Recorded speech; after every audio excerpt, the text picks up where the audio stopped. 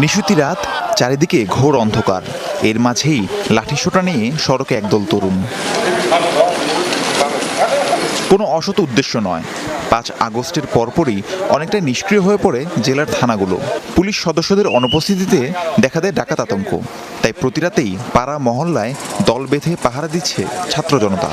আমরা গ্রামের সবাই মিলে, আমরা যারা যুবকরা আছি, পাশাপাশি আমাদের মুরব্বীরা আছে, তারা মিলে, ছাত্র সমাজ মিলে আমরা পাহারা দিচ্ছি এবং আমাদের যে মন্দিরগুলো আছে এলাকার প্রতিটা এরিয়াতে আমরা যাচ্ছি। বিগত ৫ রাত ধরে আমরা এই বীরপুর তথা পুরো নরসিংদীবাসী আমরা এই পাহারার আয়োজন করেছি। মানুষের জানমালের নিরাপত্তার জন্য এলাকাবাসীর প্রত্যেকটা মহল্লায় মহল্লায় দুর্গের মতো করে আমরা এলাকাবাসীকে সাপোর্ট দিচ্ছি যেন ওরা শান্তিতে থাকতে পারে এবং দেশের জন্য কোনো অরাজকতার সৃষ্টি না হয়।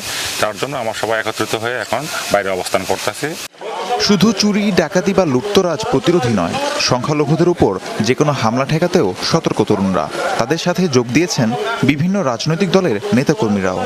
দুষ্কৃতিকারীরা যেমন ডাকাতি করতে না পারে, এ কারণে আমরা রাত জেগে নরসিংদী শহরে যতটুকু পারছি সরকারি ভবন, বাসভবন, পরে সংখ্যালঘু এবং হিন্দুদের মহল্লাদা পাহারা দিচ্ছি। যারা আছে আমাদের যে স্টুডেন্টরা আছে, যাদের বাইক আছে, গাড়ি আছে, সবাই কিন্তু আমাদের বিভিন্নভাবে সাহায্য করতেছে।